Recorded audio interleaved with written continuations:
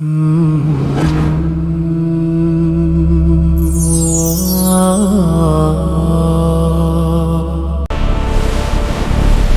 disbelievers, back to the light! I stand firm! Chapter 1: The Tragedy at the Peak. The sky turned into a waterfall of shadows. In the heart of the greatest storm, a prophet's voice echoed. Prophet Noah, with a face veiled in divine light, reached out his hand to his son, Canaan. But the son chose the mountain over the ark, a bond of blood severed by the waters of judgment.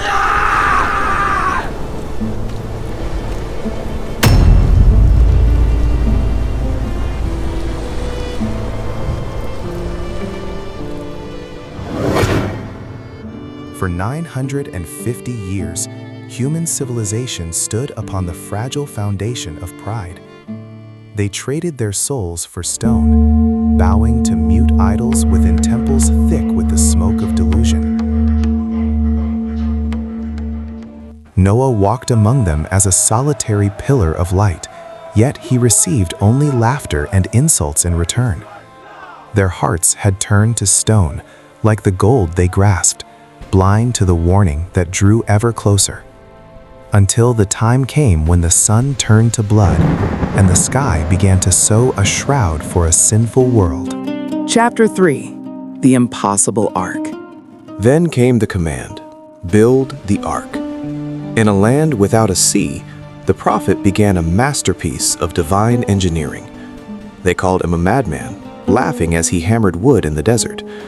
But the prophet was building for a divine promise they could not see. Every wooden beam was set with spiritual precision, every nail a witness to absolute obedience to the Creator. The city nobles came to mock, laughing at an old man they deemed mad for building a ship in the desert. Look at that! What a joke! It'll never stand! Fools and their folly! A waste of time!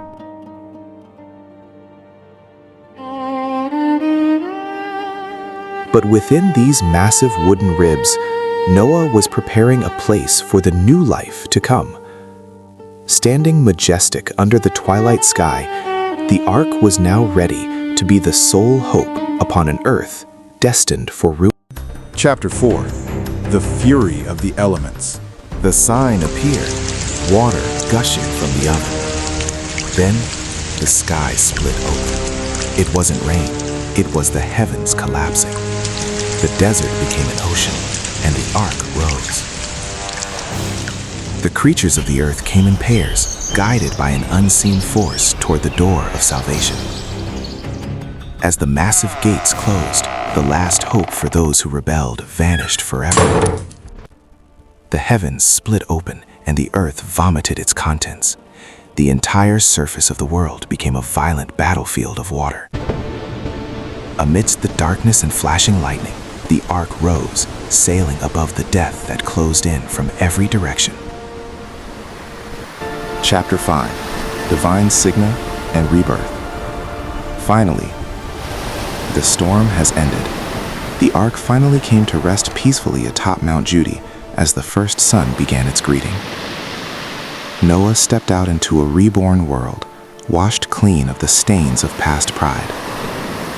New life scattered beneath the arch of a rainbow, a promise of peace for those who surrender to the divine.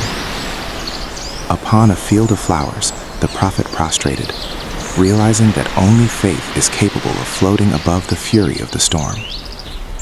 This is Divine Signa, an eternal reminder that true power belongs only to Him, the Lord of the universe.